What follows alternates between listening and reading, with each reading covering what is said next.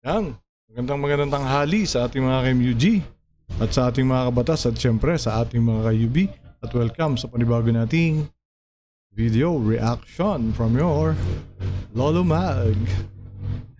Alright, ito po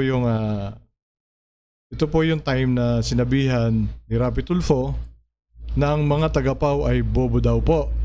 So ito, sumagot si Pau Chief Acosta, no, sa ginawang ito ni Rapi Tulfo. Siyempre malaking insulto po yun, ano ba?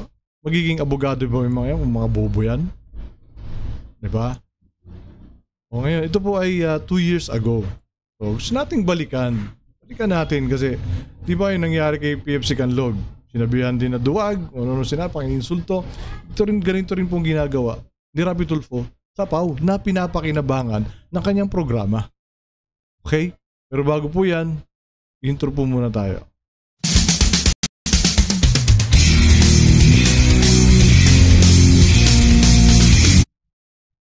Okay, alright. Ayan, so yun, pakinggan po natin kung ano yung sagot ni Pau Chief Acosta. Sinabi ni Rapi Tulfo na bobo daw ang mga taga-Pau. Okay? Sapagkat kailangan pong ipagtanggol namin ang aming tanggapan laban po sa ilan na umaatake po ng, kumbaga ay wala man lang kaming karapatang mag-reply. Meron pong isang kandidato na nagsabi na ang mga public attorneys ay wala po sa mga inquest proceedings. Kaya siya po ay magtatayo, di umano pag naging senador na siya, ng sarili niyang pre-legal assistance clinic. Pre-legal assistant clinic. Yun, tatayo daw niya pag siya ay senador na. Natatandaan ninyo na gagawa din daw siya ng batas na gawin na hindi na aalisin na ang pagiging kriminal ng ng libel case. No? Parang hirap. sorry. Ayun, gusto niyang gawin ng hindi na criminal case ang libel. No? That was 2 years ago niya sinabi. So ito ganun din. Ito bago pa siya mag-senador, sinabi niya na to. Pero wala siyang nagagawa. Hanggang ngayon, wala siyang ginagawa. Siguro kasi na-realize niya na parang hindi rin tama. Kasi institusyon na itong Pau Tapos kukontrahin mo. Diba? At saka walang aayon sa kanya dun. walang papayag sa ganung sistema, sa ganung batas. And ayun, gumawa ng batas, si Fairers Act, sumablay dahil hindi alam ibig sabihin ng domicile. Diba? Ito yung hindi mga nare-realize itong mga Tulfo fanatics eh. Diba? Tuloy natin. Wow. Sa loob po ng 2 dekada, ito pong kandidato na ito ay actually nakakatuwang namin dahil lagi po siyang nag-repair ng kaso. At inaasikaso po naman namin. At hindi lang naman siya ang nagre-repair. Pipila ka sa RTIA dahil kailangan mo ng legal advice, kailangan mo ng legal assistance, pero nung gagawin niya, i-repair ka sa Pau. Pumila ka dun sa pagkahaba ng pila, na inita, naarawan, naulanan, i-repair ka sa Pau. Repair lang matatanggap mo. Diba? Total mayaman ka eh. Sasabihan mo ng bobo itong mga taga-Pau. Nagrereklamo ka dito sa mga taga-Pau dahil sa repair, pag hindi ka napagbigyan sa referral mo. Eh di ba mayaman naman ang foundation ng RTIA? Eh ikaw mismo mayaman ka. Bilyonaryo ka nga eh. Bakit hindi mo nalang bigyan ng private lawyer itong mga lumalapit sa'yo? I-repair mo sa Pau tapos magrereklamo ka. Pinapakinabangan mo yung ahensya eh. Tapos sasabihan mo ng bobo? Di ba? Tuloy. Pero nag-repair din po ang mga senador natin, ang Office of the President, ang mga kapatid sa media, ang mga network, radio, TV, lahat po nag-repair. Oo. Di ba ang dami nag-refer? Ito naman kasi si Rapi Tulfo, gusto niya siyang mauna lagi. Hindi naman po pwedeng ganun. Paano naman yung mga nauna? Like halimbawa, kukuha ka ng lisensya o dahil may dahil na may Rapi Tulfo, hindi ka makakuha, makaka-advance ka sa pila. Paano naman yung mga nakapila? Unfair. Diba? Unfair yun. Tuloy natin. Isa lang po siya sa nag-repair. Sa totoo lang, kahit po kumisan meron siyang pinagsabihan na lawyer namin na bobo, ay naging maganda pa rin po ang pakikitungo namin sa kanya. See? For delikadesa. Sinabihan mo na ng bobo, maganda pa rin ang pakikitungo sa'yo. Diba? Pero, kasi sumusobra eh. Nagko-cross the line ka eh. Sana maiisip mo yan. Sana naiisip nito mga Tulfo fanatics. Sana naiisip din ni Rapi Tulfo yung ginagawa niya. Diba? Hindi siya ang pinakamagaling. Hindi sa Diyos. Hindi siya ang pinakamatalino sa Pilipinas. Diba? Tuloy natin. Lalo pa nga, at naging talent din po ako ng kanyang network na kinabibilangan. Halos 5 taon pong may issue po ang PAW dyan. Na wala po kaming binabayaran. Ang punto lang, bakit po siya nag-argumento ng isang fallacy? Sa argumentation and debate, mga kababayan, may fallacy of hasty generalization. Hasty generalization. Ayan. Aba, i-general mo lahat. Masama po naman yon. Unfair po naman sa mga PAW lawyers namin na halos atakihin na sa puso dahil di sa oras ng gabi nagpupunta po sa mga presinto at nag-i-inquest. Yung mga lawyer namin buntis, yung mga lawyer namin diabetic, yung mga lawyer namin na nag-positive na sa COVID ay pumupunta, nagbibigay. Diba? Ino-consider mo ba yun, Rapi Tulfo, yung mga ganun? Hindi. Sabihin mo, wala kang alam sa ganyan na may mga ganun silang lawyer. Pero please lang, diba? At least man lang. Na maisip mo na hindi kalakihan ng sahod dito mga PAW lawyer. Pero pinaglilingkuran tayo mga mamamayan ng Pilipinas. Ginagawa nila yung trabaho nila para sa taong bayan. Para sabihan mo lang na bobo sila. Diba? Right. Virtual pa. Nakahiga sa banig ng karamdaman, nagbi-virtual. Napaka-unfair po na nilalahat mo. Ngayon po, Mr. T, kapag ikaw po ay may reklamo sa kahit kaninong lawyer, pwede mo pong isumbong sa akin. Sino ba yan? Yung ayaw mag... Yun ang tama. Sumbong mo. Dahil hindi man ikaw ang boss ng mga yan. Sumbong mo sa boss nila. Diba, huwag mo sabihin bobo. Kung may mali, daanin mo sa proseso. Huwag mo kasing lahat na lang ikakanta process mo. Dahil hindi naman ikaw ang boss ng mga to. Diba? Tuloy natin. Render ng inquest proceedings sa assistance. Sumbong mo sa akin. Dahil ako po ang tamang tao, modesty aside, na may disciplining authority. Dahil ako po ang kanilang appointing authority. Yun. Siya may karapatan na magparusa sa mga tiwali na sinasabi mo. Sa mga bobong abogado ng PAW na sinasabi mo. Siya may karapatan na magdisiplina, hindi ikaw. Wala kang karapatan. Yan ang totoo. Hindi po ikaw. Ngayon, kung may plano ka pong magtayo ng pre-legal aid clinic, pag senador ka na, abay, teka, hindi ka po abogado po ba kayo, sir? Yan ang masakit. Abogado ba kayo, sir? Sir Senador, abogado ho ba kayo? Ano ho ba natapos nyo? Diba? Kagaya ko lang din naman kayo walang tinapos eh. Diba? Pero bakit parang mas nakakaintindi pa yata ako kaysa inyo? Diba? Tatayo ka ng pre-legal aid. Diba? Hindi ka naman abogado. Mr. T, hindi ko po alam. Kayo ba ay magtatayo ng katambal ng PAW, pamalit sa PAW? Ang PAW po, institusyon na po ito eh. Ngayong taong to, 50 years na po ang Public Attorney's Office sa October 23, 2022.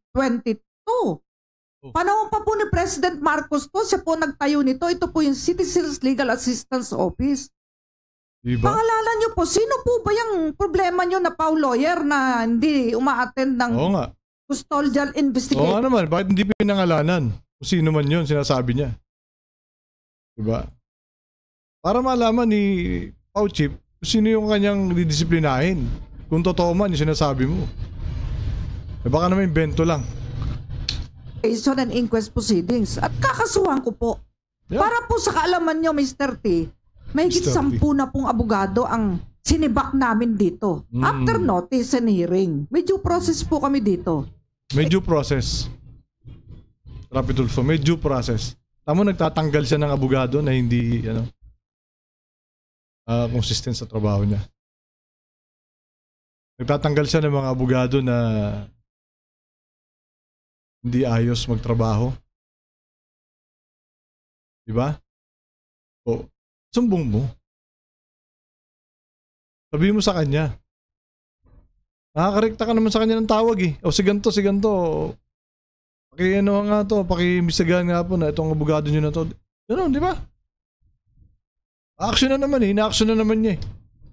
Tuloy. Eh kayo po, parang walang due process ang ginawa nyo eh. Eh wala naman po talaga. Sinintensyahan nyo na kaming lahat na hindi. Oh. Prosecutor, judge. Sa RTIA. Hindi kami uma-attend ng inquest proceedings. Eh ano po yung datos namin? Ilan, direct ma yung ating inquest for this year, Harijel? Oh, nakapost po sa FB namin ngayon. Oh, ayan. Pakitaan ka ngayon, naka-upliftment na ginagawa ng mga Pau lawyer. Na sinasabi mo, mga bobo. Oh, ngayon. Supalpal sa'yo to, Rapi Tulfo. O, tuloy. Yan, libo-libo po. Oh, ayan. Para Ayan, susupalpalan ka ngayon ng accomplishment nila. Para sabihan mong bobo. sakto. Walang invento. Walang false Walang invento. Walang false information. Diba hindi kagaya ng iba dyan, nag-invento lang. information. Oh, ito po ang summary. Sa inquest po noong 2016, 200,493 for the year 2016. Inquest and custodial interrogation assistance ng PAO. 2017, 252,000 plus. 2018, 199,700. 2019, 156,456. Bumaba po noong 2020 dahil nagpandemya. Naging 90,691. 2021, 85,600. So ano po ito? Ano po itong datos na ito? Diba? Ganyan kalaki ang pakinabang ng gobyerno. Ganyan kalaki ang pakinabang ng mamamayan ng Pilipinas sa PAO. Tapos sasabihin mo, bobo? Ikaw may naayos ka bang kaso dyan sa RTIA? Wala naman eh, nire-refer mo lang din eh. Diba? O may maayos ka man, o yung kabila. Naayos mo yung problema ng kabila, eh yung kabilang panig. Ano mangyayari doon? Nasolve yung problema nila? Hindi rin eh. Napahiya lang sila. Oh. May pangalan po ng tao to, may pangalan po ng kliyente to, may clients form pong pinipirmahan ng mga kliyente. Hindi po ito invento. Ay yung sinabi nyo po, ano po basehan nyo? Oh. Diba? Kasi kung may basehan yung sinabi ninyo, hindi sasabihin, hindi magsasalita ng invento, si Pao Chief. Diba? Wala ka kasing ebidensya, puro salita lang. So, invento lang talaga. Sinabi nyo, ito, may transcript ako. Kapag pumunta ka sa inquest proceedings, mapapansin mo, yung mga mahirap, wala silang representation, walang PAO. Ba, saan nyo po pinulot ito? Baka po nung panahon, wala pa po ako sa PAO. Saan yung pinulot yan? Diba? Walang proof eh. Puro salita lang eh. Lalong panahon ko po ngayon, aba, napakahigpit ko po. At bago po sila tumanggap ng allowance at sweldo, report muna, report. Oh, may actual na tao po yan. Hindi invento. Kami po dito ay gumagamit ng public financial management na performance-based. Meron kaming quantitative and qualitative analysis ng See? Bilib ako dito kay Pau Chief Acosta.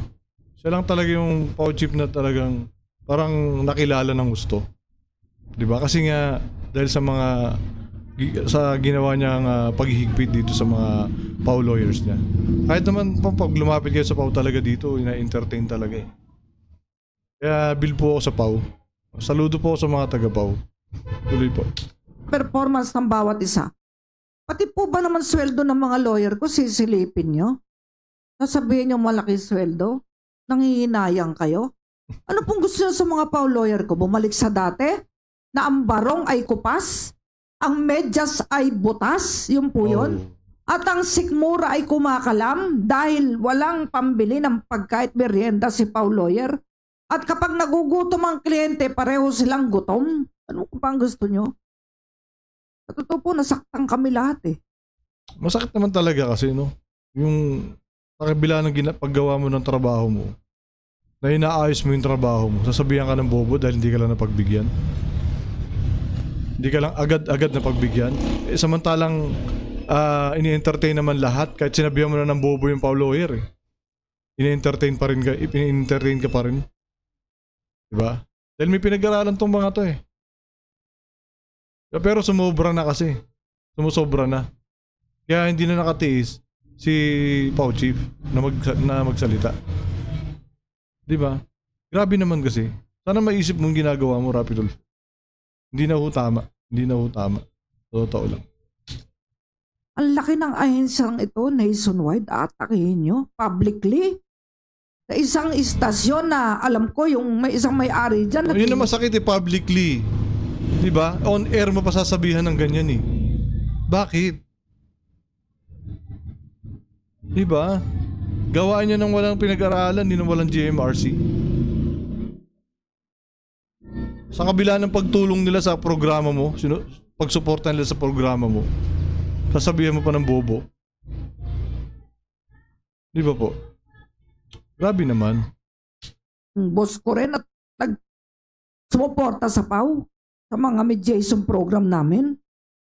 Saka paano kayo magtatayo ng sarili nyong legal aid clinic? Di meron din kayong chief public attorney, meron din kayong mga labor lawyers, meron din kayong appellate lawyers, meron din kayong... Walang pagkakaiba, parehas lang.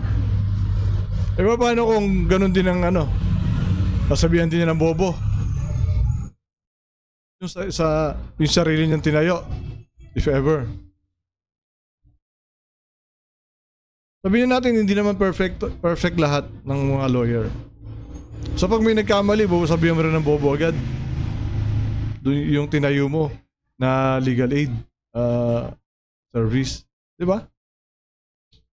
Criminal lawyers, ano po yan? Gusto nyo i-duplicate itong opisina namin na may mandato po to. Republic Act 9406 of 2007, amending EO 292 of 1987 of Tita Cory. Ayan. Amending also PD number 1 of President Marcos. Institutionalize po itong Pau. Huwag nyo pong gibain. Diba? Katunayan, magiging justices po ba ng Supreme Court? Halata mong hindi pinag-iisipan bawat salita, di ba? Dapat pinag-iisipan. 100 yung lawyers mo eh. Dapat napapayuhan ka nila na maayos eh. Yung manugang mo, lawyer. O pinapayuhan ka pero hindi mo naman pinapakinggan. Diba? Yung galing sa Pau kung walang patotoo sa masang Pilipino ng kanilang mabuting gawa at kasipagan? Yeah? Magiging justices ba ng Court of Appeals? Ng RTC, MTC? Magiging fiscal ba itong mga lawyer ko? Kung sila ay tama dito? Eh ang gagaling yan. Yeah. Kaya sila ay nahirang ng JBC na maging judges? Naging prosecutor, dumaan sa screening ng Department of Justice? Eh kapag nga po nakapila dito yung pinadala nyo, darating dito, gutom na gutom eh. Magkukwento, ang haba ng pila daw sa istasyon.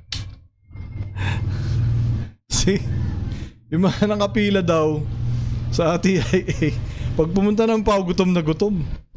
Dahil daw ang haba ng pila sa TIA. Siyempre ang init-init pa doon, nainitan yan. Tapos referral yung nakuha sa Pau. O pakinggan natin sabihin niya, ni attorney. Sila'y pumila mula madaling araw. Yung pala sa PAW din sila i-repair.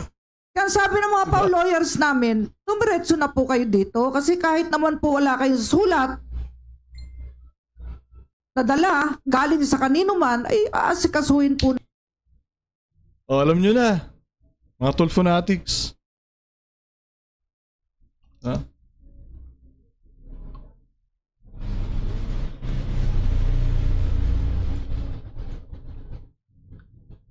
O, diba?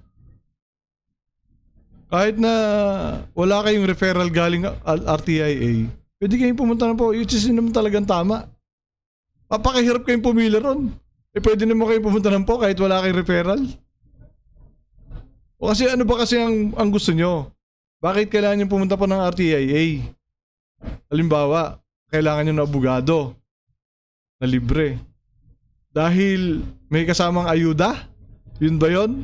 O ngayon ano nangyayari? Nakakaayuda ba kayo? Referral lang binibigay sa inyo eh. Danas na danas yan ng mga kababayan ko dito eh. Diba? Tuloy. Namin kayo. O, kung meron ka reklamo sa mga PAW lawyer ko, sabihin mo kung sino't kakasuhan ko. Tatanggalin natin dito. Hindi yung lalahatin mo lahat. At alam mo, Mr. T, makikiusap ako sa'yo, ano? My PAW lawyers and the Public Attorney's Office as a whole is entitled to an apology for you. Nilalahat ko na, kaya Oh my gosh. Nag-apology ba? Nag-apology ba? Of course. Wala naman tayo napanood na nag-apology siya. Diba? My goodness. Ay, grabe. Tuloy. Singular is entitled. Lahat kami. Mag-apologize ka. Hindi ka pa po na uupong senador eh. Tinitira mo na kami. Where is your basis? Nasa na resibo mo? At saka bukod tangi siya lang nagganyan. Diba? Ang tagal-tagal na ng PAW, siya lang ang gumanyan sa PAW. Bakit? Ang dami doon nag-refer, mga senador, mga TV channels. Pero siya lang ang nagreklamo ng ganyan. Siya lang ang nagsalita ng bobo mga taga-PAW. Diba? Pasikat sa mga tool fanatics. Diyan siya nakaka-gain ng followers, ng mga subscribers sa ganyang style. Ang pangit ng style. Ang pangit ng pananaw ng mga magpapalo sa inyo. Diba?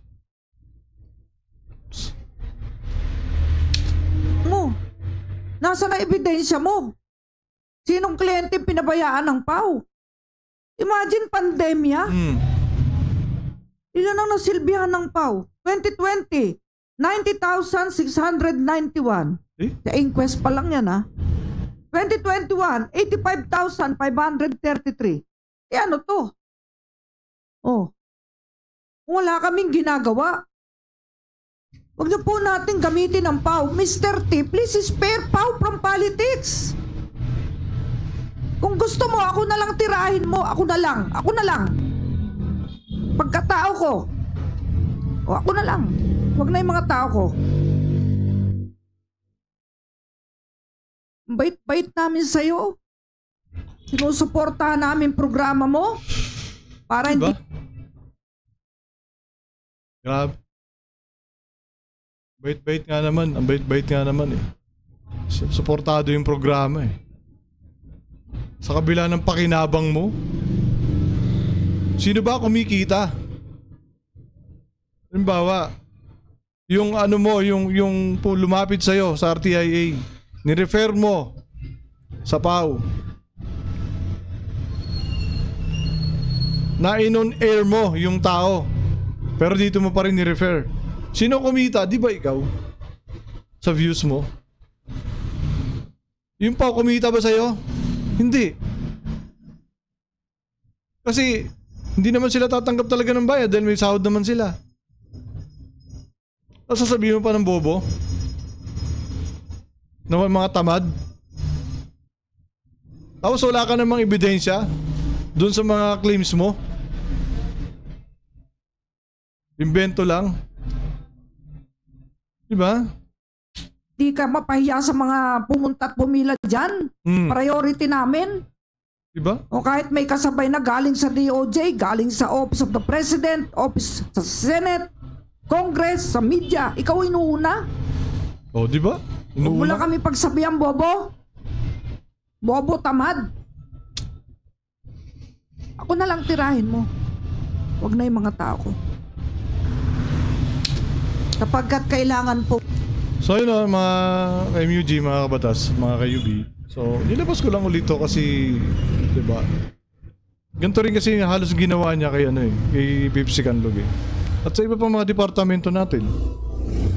Sa mga resource person, na pag hindi niya makuha yung gusto niya sagot, imamak niya. Diba? Pagkasalita ng masasakit na salita, iinsultuhin. Diba? Sana tayo mga Pilipino magising tayo. Hindi po ang RTIA ang sagot sa problema natin. O sige, ikaw natulungan ka, halimbawa lumapit na natulungan ka, paano yung inireklamo mo?